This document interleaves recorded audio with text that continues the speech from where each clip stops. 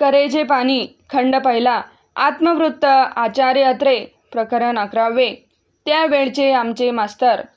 पुण्यातील हुशार विद्यार्थी सगळे न्यू इंग्लिश स्कूलमध्ये आणि नूतन मराठी विद्यालयात शिकावयाला जात आणि गावातला सगळा गाळ तेवढा भावे स्कूलामध्ये येई.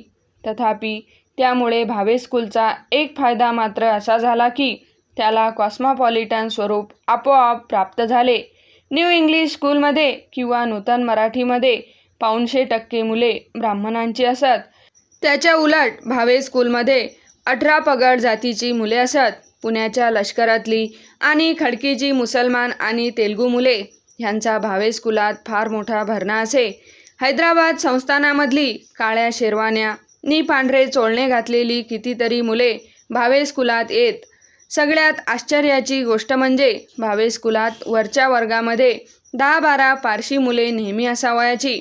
त्याचे मुख्य कारण म्हणजे भावे स्कूलातील इंग्रजीचे शिक्षक शंकरराव गोळे हे होत. गोळे मास्तर हे एखाद्या साहेबासारखे गोरेपान होते आणि त्यांचे इंग्रजी तर साक्षात साहेबाला तोंडात बोट घालावयाला लावील अशा तोलाचे होते.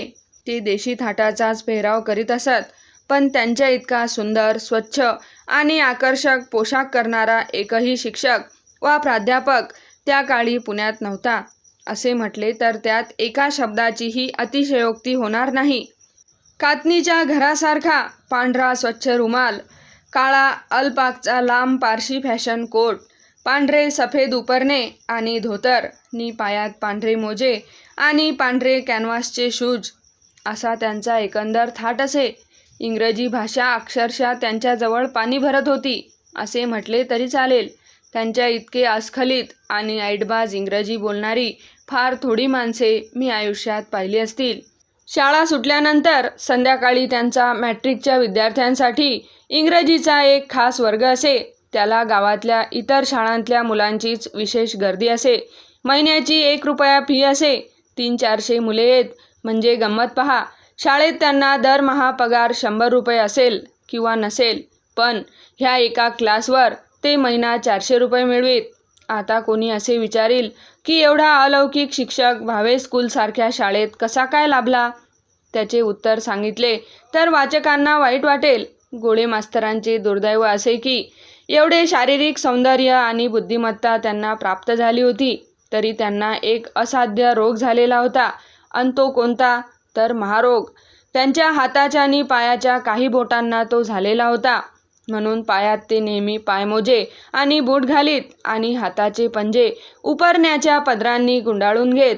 अर्थात गोळे मास्तरांचे हे शारीरिक वैगुण्य ज्यांना माहीत नसे त्यांना अशा तऱ्हेचा एक भयंकर रोग गोळे मास्तरांना जडलेला आहे ह्याचा ओझरता संशय देखील आला नसता. इतके ते स्वच्छतेने आणि सावधगिरीने राहत. त्यामुळे समाजात किंवा कोणत्याही समारंभात ते कधीही भाग घेत नसत. त्यांना एकच व्यसन असे आणि ते म्हणजे रेसचे, घोड्यांच्या शर्यतीचे. त्यासाठी ते मुंबई, कलकत्ता आणि बंगलोरपर्यंत जात. स्पेशल क्लासमध्ये महिन्याचे जे 400-500 रुपये ते मिळवीत ते सगळे रेसमध्ये खर्च होत. रेसचे ते फार मोठे तज्ज्ञ होते असे म्हणतात. त्यामुळे युरोपियन, ख्रिस्ती आणि पारशी समाजात त्यांना फार मोठा मान असे. त्यांचा आहार-विहार सगळा साहेबी थाटाचा होता. ते मद्यपान करीत असत हे सांगायला नकोच. असा शिक्षक त्या काळच्या पुण्यात भावे स्कूलखेरीज इतर शाळेत पचणे कसे शक्य होते? गोळे मास्तर पुढे शाळेचे हेडमास्तर झाले. दरवर्षी शाळेचे स्नेहसंमेलन होई. आमच्यासाठी जिलबीचे भोजन होई. पण पारशी मुलांसाठी गोळे मास्तर बियर आणि बिर्याणी ह्याची स्पेशल व्यवस्था करीत. 1914च्या ऑगस्ट महिन्यात गोळे मास्तर वयाच्या 36व्या वर्षी अकस्मात वारले. त्यावेळी मी मॅट्रिकच्या वर्गात होतो. ते गेल्यामुळे आम्हा मुलांचे आणि भावे स्कूलचे अपरिमित नुकसान झाले. गोळे मास्तरांना जर शारीरिक व्याधी नसती तर ते कुठल्या तरी कॉलेजात इंग्रजीचे नामांकित प्राध्यापक झाले असते ह्यात शंका नाही. संस्कृत भाषा शिकविण्यास आम्हास त्यावेळी अखिल भारतीय कीर्तीचे महान पंडित लाभले होते. त्यांचे नाव विद्या वाचस्पती विद्यालंकार आप्पाशास्त्री राशिवडेकर. गोळे मास्तर जितक्या झपाट्याने इंग्रजी बोलत तितक्या वेगाने आप्पाशास्त्री संस्कृत बोलत. संस्कृत ही जवळजवळ त्यांची मातृभाषाच होती. इतके लालित्यपूर्ण आणि प्रासादिक संस्कृत बोलणारा आणि लिहिणारा वक्ता आणि लेखक मी तरी माझ्या आयुष्यात दुसरा पाहिला नाही. इंग्रजी 4थीच्या वर्गात संस्कृत शिकवायला प्रथम प्रारंभ होई. त्यावेळी आमचे संस्कृतचे ज्ञान ते काय असणार, पण आप्पाशास्त्र्यांनी आम्हाला सोपी सोपी संस्कृत वाक्ये बोलावयाला शिकविले होते. वर्गात येताना मे आय कम इन सर अशी इंग्रजीतून शिक्षकाची परवानगी विचारण्याची शाळेत प्रथा होती, ती आप्पाशास्त्र्यांनी बदलून टाकली. कच्चित आगम्यतां मया अशी त्यानंतर आम्ही संस्कृतमधून परवानगी विचारू लागलो. काही गोष्टी तर संपूर्ण संस्कृतमध्ये आप्पाशास्त्री आम्हाला सांगू लागले. त्यांचा आशय आम्हाला चांगला कळत असे. सुनृतवादिनी नावाचे एक साप्ताहिक आणि संस्कृत चंद्रिका नावाचे एक मासिक आप्पाशास्त्री संस्कृत भाषेतून कित्येक दिवस चालवित होते. हे त्यांचे अविस्मरणीय कार्य आहे. असा प्रयत्न त्या काळी भारतात कोणी केल्याचे आम्हाला माहीत नाही. आप्पाशास्त्री स्वभावाने अतिशय रागीट असत, तथापि त्यांची विनोदबुद्धीही अत्यंत तल्लख असे. एकदा त्यांनी अत्यंत उग्र चेहरा करून मुलांना एक प्रश्न विचारला. मुलांनो, कालिदासाचे शाकुंतल कोणी लिहिले? आप्पाशास्त्री प्रत्येक मुलाकडे बोट दाखवून तू असे चढत्या स्वरात विचारू लागले. मुले बिचारी घाबरून गेली. कित्येकांची तर बोबडीच वळली. शेवटी भिंगे नावाचा एक विद्यार्थी होता. तो घाबरत म्हणाला, सर, मी लिहिले, पुन्हा नाही लिहिणार. तेव्हा आप्पाशास्त्री खो हसू लागले. ते का हसतात ते आम्हाला कळेना. तास संपल्यानंतर आप्पाशास्त्री ती गोष्ट शिक्षकांच्या खोलीत जाऊन शिक्षकांना सांगू लागले. शिक्षकही पोट धरधरून हसू लागले. पण रानडे नावाचे एक ड्रॉइंग मास्तर होते. ते काही हसले नाहीत. उलट ते गंभीर चेहरा करून आप्पाशास्त्र्यांना विचारू लागले, कोण ते भिंग्याचे कार्टे ना? महा इब्लीस आहे ते. कालिदासाचे शाकुंतल जरूर त्यानेच लिहिले असेल. 1913च्या प्लेगमध्ये आप्पाशास्त्री राशीवडेकर प्लेगने अकस्मात वारले. पुण्यात प्लेगची साथ सुटली होती. एक दिवस मी इनॉक्युलेशन करून वर्गात गेलो. गळ्यात हात अडकवून बसलेल्या मला पाहून आप्पाशास्त्री रागावून मला म्हणाले, कशाला ते साहेबी औषध टोचून घेतलं आहेस? त्यात काही अर्थ नाही. मी पहा, इग्नेशियाची बी माझ्या मनगटात बांधली आहे. असे म्हणून त्यांनी आपले मनगट मला दाखविले. त्याला तांबड्या दोऱ्याने राखीसारखी इग्नेशियाची बी बांधलेली होती. त्यानंतर 15 दिवसांनीच ते प्लेगला बळी पडले. ते सदाशिव पेठेच्या हौदाजवळ राहत असत. मरणापूर्वी 6 महिने आधी त्यांनी एका 14 वर्षांच्या अजान मुलीशी तिसरे लग्न केले होते. महाराष्ट्रातले काही उत्तम लेखक भावे स्कूलमध्ये शिक्षक होऊन गेले. नाटकाचे तारे या अविस्मरणीय पुस्तकाचे लेखक पटवर्धन हे भावे स्कूलमध्ये शिक्षक होऊन गेले. जेन ऑस्टिनच्या प्राईड अँड प्रेजुडिस कादंबरीचे दर्पदर्पण हे मराठी भाषांतर ज्यांनी केले ते दामोदर गोपाळ चिपळूणकर हे मला 4थीला शिक्षक होते. मराठी रंगभूमीचे एक चोखंदळ टीकाकार पुरुषोत्तम रामचंद्र लेले हेही आमचे शिक्षक होते. नटश्रेष्ठ गणपतराव जोशी ह्यांच्या शाहूनगरवासी नाटक मंडळीचे प्रख्यात नाटककार वासुदेव रंगनाथ शिरवळकर हे आम्हाला 4थी-5वीला मराठी शिकवीत. ते भावे स्कूलच्या मागल्या बाजूलाच राहत. त्यांचा मुलगा बाबू हा आमच्या वर्गात होता. शिरवळकर मास्तर स्वभावाने अत्यंत गरीब असत. जातीने ते देशस्थ ब्राह्मण असून वर्णाने कोकणस्थासारखे गोरे असत. त्यांचे केसनी मिशा भोऱ्या होत्या. त्यांची मुलगी इतकी गोरीनी सुंदर होती की 1000त 1 अशी तिची गणना झाली असती. उद्यान मासिकाचे संपादक आणि मराठीतले एक नामांकित कादंबरीकार गणेश विठ्ठल कुलकर्णी ह्यांच्याशी तिचे पुढे लग्न झाले. ती आणि तिचे यजमान हे दोघेही अल्पवयात क्षयरोगाने मरण पावले. शिरवळकरांनी तुकाराम, राणा भीमदेव आणि पन्नारत्न ही 3 प्रसिद्ध नाटके लिहिली होती. त्याखेरीज त्यांनी पुण्यात लेखकांचा नाईट क्लब काढला होता. या क्लबने मौन यवना नावाची एक सामुदायिक कादंबरी लिहिली होती. शिरवळकर मास्तर हे वर्गात आपल्या पुस्तिकांची मुद्रिते तपाशीत असत. ती पाहून मी अत्यंत रोमांचित होत असे. त्यांच्याच दर्शनाने मला नकळत लेखनाच्या आणि मुद्रणाच्या सृष्टीत वाहून नेले असावे.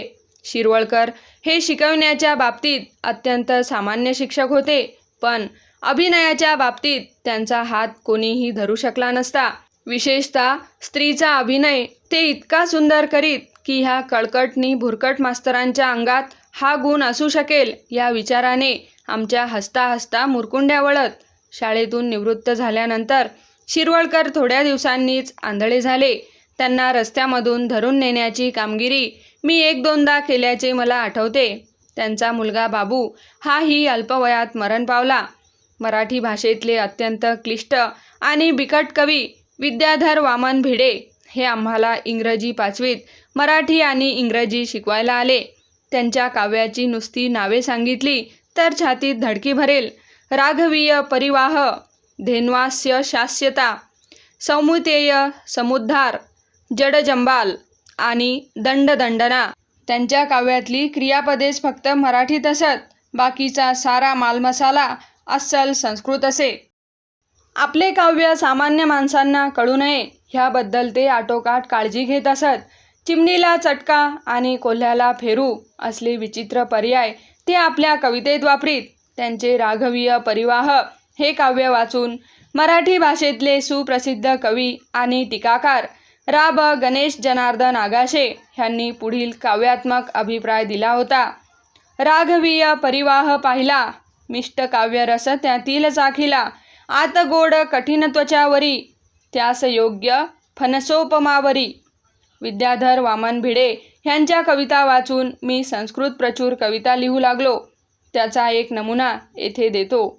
जानकी हरणातील सिद्धाश्रमाचा इंग्रजी 5वीत असताना मी मराठी अनुवाद केला होता. त्याच्या पहिल्या 2 ओळी अशा: वारी सिंचती कनकवालुने, तरुसी मुनिबाला, तरुवरी बसुनी शिखंडी गाती सामगानमाला. वारी म्हणजे पाणी, सिंचती म्हणजे शिंपडतात, कनकवालू म्हणजे सोन्याच्या झाऱ्या, शिखंडी म्हणजे मोर. हे 14 वर्षांच्या पोराचे काव्य आहे, हे लक्षात ठेवावे. विद्याधर वामन भिडे हे जरी क्लिष्ट काव्य लिहित असत तरी स्वभावाने अत्यंत विक्षिप्त आणि चावट गृहस्थ होते. त्यांनी आपल्या घरात केसरीचे अंक चिकटवून एक सतरंजी तयार केली होती. त्यांची मुलगी शांता म्हणजेच सुप्रसिद्ध लेखिका शांता नाशिककर ही त्यावेळी आमच्याच वयाची होती. ती बालविधवा होती. आम्ही त्यांच्या घरी कधी कधी शिकावयाला जात असू तेव्हा शांता तेथेच बाजूला बसलेली असे. तेव्हा साहजिकच आमचे लक्ष तिच्याकडे जाई. आम्ही तिच्याकडे पाहिले रे पाहिले की भिडे मास्तर त्या गोष्टीची दखल घेतल्या वाचून राहत नसत. अरे अत्रे किंवा जोशी, तू माझ्या शांतीकडे कितीही जरी रोखून पाहिलेस तरी ती माझी मुलगी मी तुला कधीही देणार नाही. तेव्हा एक दिवस मी चिडून भलतेच बोलून गेलो. मी म्हणालो, सर, रोज रोज शांती शांती म्हणून आम्हाला कशाला बोलता? तुमच्या शांतीला काय सोने चिकटले आहे काय? वर्गात शिकविताना विद्याधर वामन भिडे फारच चावटपणा करीत. चिंतू राजवाडे नावाचा एक अत्यंत गोरागोमटा नि सुंदर मुलगा आमच्या वर्गात असे. त्याला उद्देशून ते अगदी उघडपणे म्हणत, अरे चिंतू, तुझ्या गालावरच्या गुलाबांचा सुगंध हुंगण्याचा मला कित्येकदा मोह होतो रे. एकदा आम्हाला ते डायरेक्ट इनडायरेक्ट शिकवित होते. नमुन्यादाखल त्यांनी एक वाक्य घेतले. गोविंदरावांना राधाबाईंनी दिवाणखान्यात रात्री 1 वाजता वचन दिले. त्या वाक्यावर ते पुढील प्रमाणे प्रश्नांची सरबत्ती करीत. कुणी दिले? राधाबाईंनी दिले. कुणाला दिले? गोविंदरावांना दिले. कुठे दिले? दिवाणखान्यात दिले. केव्हा दिले? रात्री दिले. किती वाजता दिले? 1 वाजता दिले. अन मग शेवटी विव्हळत्या आवाजांनी ते विचारीत, काय दिले? मग सारा वर्ग ओरडे, वचन. आमच्या वर्गाच्या 3 तुकड्या असत. त्या प्रत्येक तुकडीत हेच वाक्य आणि हेच प्रश्न. विद्याधर वामन भिड्यांच्या चावटपणाच्या अनेक गोष्टी माझ्याजवळ आहेत, पण मी त्यांचे चरित्र लिहित नसून माझे चरित्र लिहितो आहे ह्याची मला जाणीव असल्याने मी त्या गोष्टी या ठिकाणी सांगण्याच्या भानगडीत पडत नाही. प्रल्हाद शास्त्री ऋषी म्हणून आम्हाला एक शिक्षक होते. ते अतिशय सनातनी होते. आम्हाला मराठी शिकवीत. एकदा मी वर्गात विजार घालून गेलो तेव्हा ते माझ्यावर अतिशय रागावले. म्हणाले, तू काय म्लेंच आहेस काय? पुढे काही दिवसांनी ते आम्हाला नळ दमयंती आख्यान शिकवीत असताना टाकी उपानह पदे अति मंद पायी, केली विजारवरी डौरही मौनसेवी असे नळराजाचे वर्णन आले. त्यावर मी ऋषी मास्तरांना विचारले, सर, नळ विजार घालीत होता तो काय म्लेंच होता काय? तेव्हा वर्गात खूप हशा पिकला आणि ऋषी मास्तरांचा चेहरा पाहण्यासारखा झाला. भावे स्कूलचा आणि मराठी रंगभूमीचा फार संबंध. बालगंधर्व हे काही दिवस भावे स्कूलचे विद्यार्थी होते. त्यांचा धाकटा बंधू बापू राजहंस हाही आमच्या शाळेत शिकत होता. शिरवळकर मास्तरांच्यामुळे शाहूनगरवासी नाटक मंडळींचा नि भावे स्कूलचा फार निकट संबंध होता. आमच्या शाळेत एक गोपाळ साठे नावाचा विद्यार्थी होता. तो गणपतराव जोशांची हुबेहूब नक्कल करी. ऑथेल्लो आणि त्राटिका नाटकांतल्या त्यांच्या भूमिका त्या काळी फारच गाजल्या होत्या. गणपतराव जोशी त्याला आपली मुलगी देऊन शाहूनगरवासी नाटक मंडळी त्याच्या ताब्यात देणार होते असे म्हणतात. पण गोपाळ इंटरच्या वर्गात असतानाच प्लेगने अचानक मरण पावला. तथापि नाट्यकला प्रवर्तक मंडळींचा नि भावे स्कूलचा सर्वात घनिष्ठ संबंध होता. दामूअण्णा नगरकर आणि बापू रानडे ड्रॉइंग मास्तर हे भावे स्कूलातले 2 शिक्षक नाट्यकलेच्या सल्लागार मंडळीत असत. रानडे मास्तरांशी लोचटपणा करून मी नाट्यकलेच्या नाटकांची तिकिटे फुकट मिळवीत असे. त्यावेळी प्रभावती आणि लीलावती ही नाट्यकलेची 2 नाटके विशेष गाजली होती. त्या कंपनीत सवाई गंधर्व म्हणजेच रामभाऊ कुंदगोळकर आणि गोपाळराव मराठे हे 2 उत्कृष्ट नट होते. मास्तर कृष्णराव हे त्यावेळी नुकतेच नाट्यकलेत गेले होते. ते संत सखू नाटकात विठोबाची भूमिका करीत. त्यांचे भक्तजन सदा हे पद त्यावेळी फारच गाजले होते. किर्लोस्कर नाटकगृहाशेजारी एक भटभुंजांचे दुकान होते. त्याच्या मांडीवर नाट्यकलेचे ऑफिस होते. बाहेर एक रंगीत बोर्ड असे. त्यावर बुधवार आणि शनिवारच्या नाटकांची नावे जाहीर होत असत. शाळा सुटली की नगरकर आणि रानडे मास्तर त्या ठिकाणी जाऊन बसत. पुढे काही दिवसांनी नाट्यकला फुटली आणि तिच्यातून बाहेर पडलेल्या सवाई गंधर्वांनी नूतन संगीत नाटक मंडळी काढली. तिच्यासाठी साध्वी सखू हे नाटक रानडे ड्रॉइंग मास्तरांनी संत सखूची चोरी करून लिहिले. त्या नाटकातली 3-4 पदे रानडे मास्तरांनी माझ्याकडून लिहून घेतली. त्यावेळी मी इंग्रजी 6वीत होतो. मराठी रंगभूमीवरचा तो माझा पहिला प्रवेश. सवाई गंधर्वांचे गुरु अब्दुल करीम खान साहेब होते, म्हणून तेही वरचेवर भावे स्कूलमध्ये गाण्यासाठी येत. भावे स्कूलचे नाव 2 गोष्टींमुळे त्यावेळी विशेष गाजले. एक नाटक आणि दुसरी टग ऑफ वॉर म्हणजेच रस्सीखेचची मॅच. भावे स्कूलमध्ये दांडगी आणि पहिलवान पोरे खूप. त्यामुळे रस्सीखेच सामना जिंकणे हा त्यांच्या हातचा मळ असे. कित्येक वर्षे तर त्या खेळाची ढाल भावे स्कूलने जिंकलेली होती. गॅदरिंगमधले नाटक हा तर भावे स्कूलचा हातखंडा विषय होता.